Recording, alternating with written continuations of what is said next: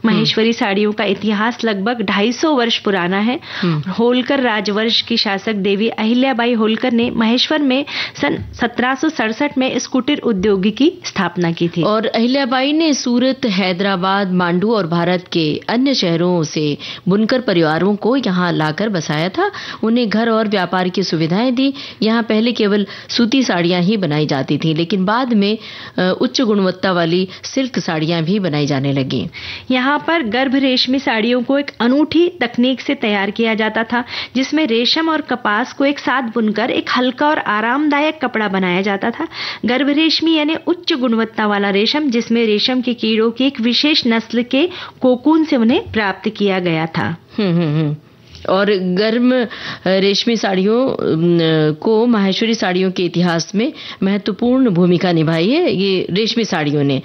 और भी कुछ जानकारी आपके पास है तो बताइए हमारे श्रोताओं को। वे हैसियत और विलासिता का प्रतीक थी, जो होलकर राजवंश की समृद्ध और सांस्कृतिक विरासत का प्रतिनिधित्व करती थी। और हमारे बहुत सारे साथी भी इस विषय पर कमेंट्स लिखकर भेज रहे हैं कि माहेश्वरी साड़ियां पुरातन काल से राजघराने और कुलीन वर्ग के लोग पहनते थे। सम्मान और आतिथ्य के प्रतीक के रूप में यहाँ आने वाले गणमान्य व्यक्तियों को उपहार स्वरूप भी ये साड़ियां दी जाती थी। और हमारी एक सखी ने लिखा है कि चमकीली जरी से सजी माहेश्वरी साड़ी रेहवा सोसाइटी, माहेश्वरी हथकरघा साड़ी बुनकर सोसाइटी माहेश्वर में करघे, माहेश्वर 5वीं शताब्दी से हथकरघा बुनाई का केंद्र रहा है। माहेश्वर भारत की बेहतरीन हथकरघा कपड़ा परंपराओं में से एक का घर है। ये रंगीन माहेश्वरी साड़ियों की बुनाई के केंद्र के रूप में विख्यात है। माहेश्वरी साड़ी एक सूती और शुद्ध रेशमी कपड़ा है जिसे जरी या ब्रोकेट के साथ विभिन्न डिजाइनों में बुना जाता है। इन डिजाइनों में धारियां, चेक और फूलों की बॉर्डर शामिल है। मध्य प्रदेश के माहेश्वर शहर से आने वाली माहेश्वरी कपड़े का इस्तेमाल मुख्य रूप से दुपट्टों और शलवार कमीज के लिए ड्रेस मटेरियल के अलावा माहेश्वरी साड़ियों को डिजाइन करने में किया जाता है।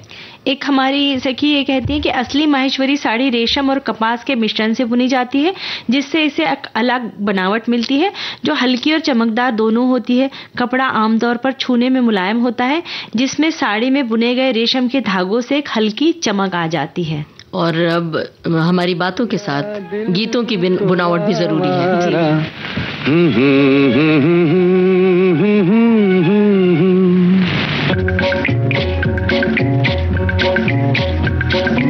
अपना दिल तो आवारा, न जाने किस पे आएगा।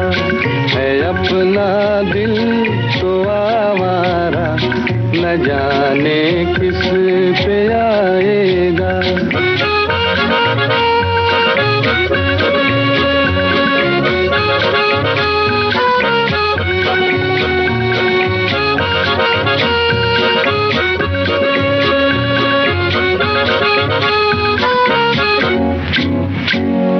हसीनों ने बुलाया, गले से भी लगाया, बहुत समझाया यही ना समझा।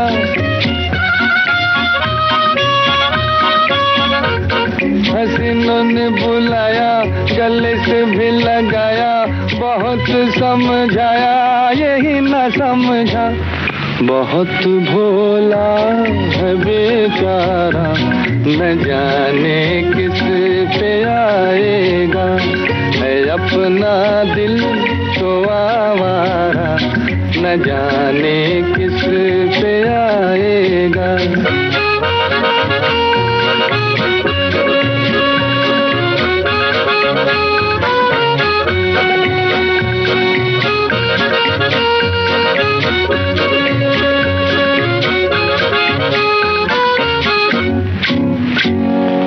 जब है दीवाना, न दर्द न ठिकाना, ज़मीं से बेगाना, फलक से जुदा।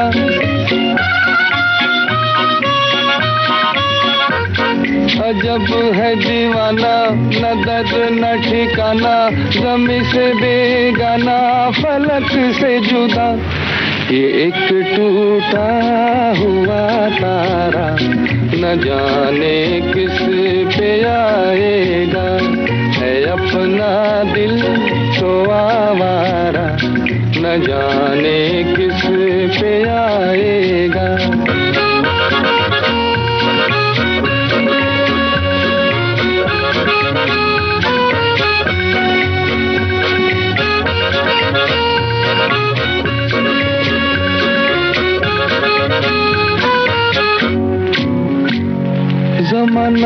था सारा, है सबका सहारा, ये दिल ही हमारा हुआ ना किसी का।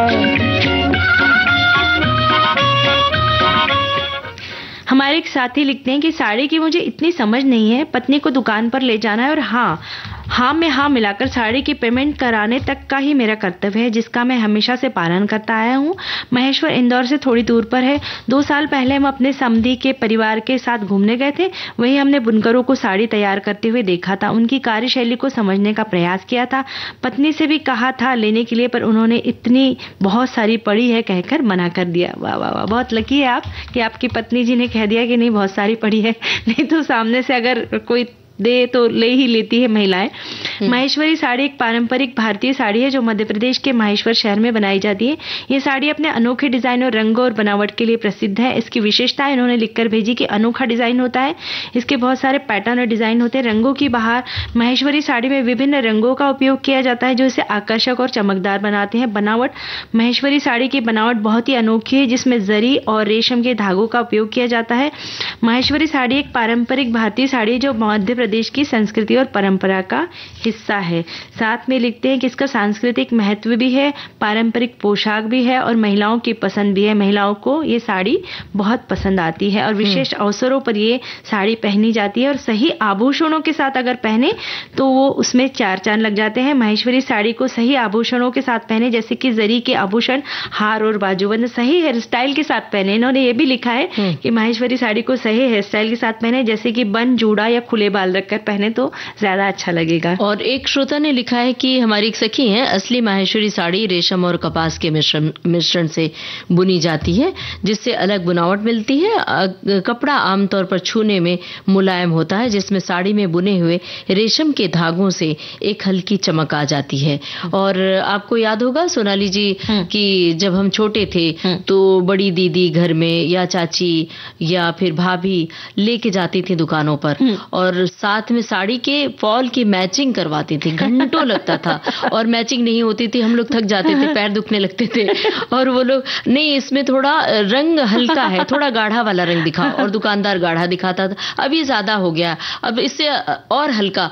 मुझे अब तक नहीं समझ में आया कि उसमें जो फॉल लगाया जाता था वो उस फॉल में अगर थोड़ा बहुत हेरफेर हुआ तो उसमें क्या फर्क पड़ता है। लेकिन परफेक्ट मैचिंग, प्रॉपर मैचिंग होती थी।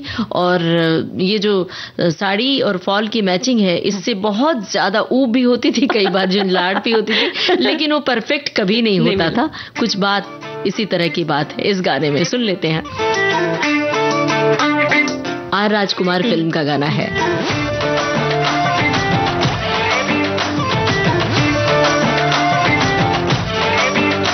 साड़ी के फॉल सा कभी मैच किया रे, कभी छोड़ दिया दिल, कभी कैच किया रे। साड़ी के फॉल सा कभी मैच किया रे, कभी छोड़ दिया दिल, कभी कैच किया रे। टच करके टच करके टच करके टच करके कहाँ चलती बच करके टच करके टच करके टच करके दिल से दिल अटैच किया रे, कभी छोड़ दिया दिल, कभी कैच किया रे। साड़ी के फॉल सा कभी मैच किया रे, कभी छोड़ दिया दिल, कभी कैच किया रे।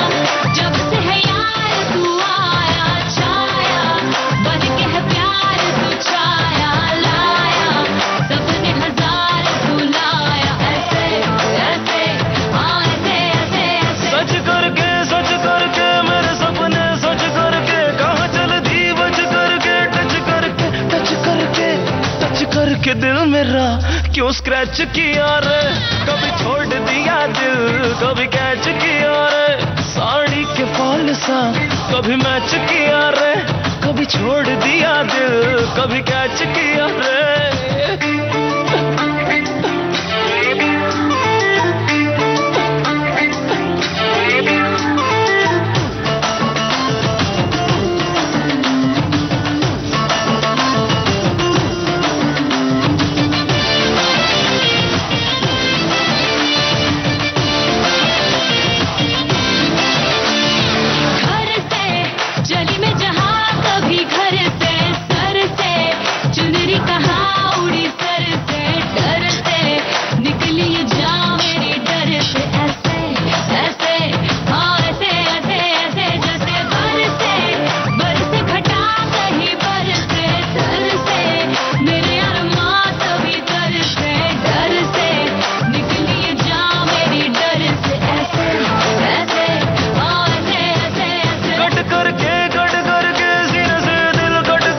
मयूरपुरी ने इस गाने में दिल की मैचिंग की बात की है, लेकिन साड़ी के फॉल से मैच किया जो उपमान दिया है वो बड़ा ही अलग है और वो साड़ी के मैचिंग का पूरा दृश्य उपस्थित करता है। प्रीतम का संगीत था इसमें, फिल्म थी आर राजकुमार। और अब घड़ी की ओर देखिए, बिल्कुल वक्त नहीं कि कुछ बोले बतियाए या गाना सुनवाए। लेते हैं सखियों से इजाजत। आप सभी को ममता सिंह और सोनाली पाठक का नमस्कार। सखी सहेली कार्यक्रम की प्रोड्यूसर अनुश्री पाठक। सखी सहेली।